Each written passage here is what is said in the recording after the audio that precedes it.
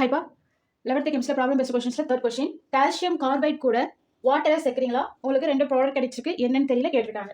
So இப்போ கால்சியத்தோட balance 2. So அப்போ கண்டிப்பாக அதோட சேர்றவங்க 2 பேர் இருக்கணும்.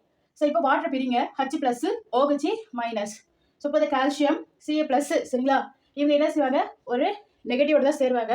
ஸோ அப்போ சேர்ந்தா கால்சியம் ஹைட்ராக்சைடு. ஸோ கால்சியத்தோடைய பேலன்ஸ் 2. அப்போ இங்கே 2 ஹைட்ராக்சி குரூப் சேரணும். ஸோ அதுக்காக நான் இங்கே முன்னாடி 2 போட்டுக்கிறேன் வாட்டருக்கு முன்னாடி. அப்போ 2 ஹைட்ரஜன் 2 ஹைட்ராக்சி குரூப் இருக்கும். ஸோ அப்போ CaOH2 கிடைச்சிச்சு. இப்போ ரிமைனிங் 2 ஹைட்ரஜன் இருக்கா, அப்போ கார்பன் கூட சேர்ந்து எப்படி மாறிடும் CH மாறிடும். ஸோ அப்போ இங்கே என்ன தரும் பேலன்ஸ் போடும்போது ட்ரிபிள் பாண்ட் போட்டுருவீங்க இல்லையா. ஸோ அப்போ உங்களுக்கு ஈத்தைன் கிடைக்கும் ப்ளஸ் கால்சியம் ஹைட்ராக்சைடு ப்ராடக்டாக கிடைக்கும். ஓகேப்பா. இப்போ குளோரல் கூட குளோரோபென்சீனை ஆட் பண்ணுறீங்க. 2 மோலா குளோரோபென்சீன் அதே தான் இது ஆட் பண்ணுறீங்க. ஸோ என்ன ப்ராடக்ட் வரும், ஜஸ்ட் வாட்டர் ரிமூவ் ஆகி உங்களுக்கு DDT ப்ராடக்டாக கிடைக்கும். ரொம்ப முக்கியமான கொஸ்டின் இது. ஒன்றுமே இல்லை, ஈஸி வாட்டர் மட்டும் ரிமூவ் பண்ணி ரிமைனிங் எழுதுங்க. CCl3 CH டபுள் பாண்ட் இருக்கு இல்லையா. ஸோ அது என்ன செய்யும் பென்சீன் ரிங் குரூப் அட்டாச் ஆயிடும். இங்கே Cl இப்படி வந்துடும். ஓகேவா, இதுதான் நம்ம என்ன சொல்கிறோம் DDT அப்படின்னு சொல்கிறோம். சரி.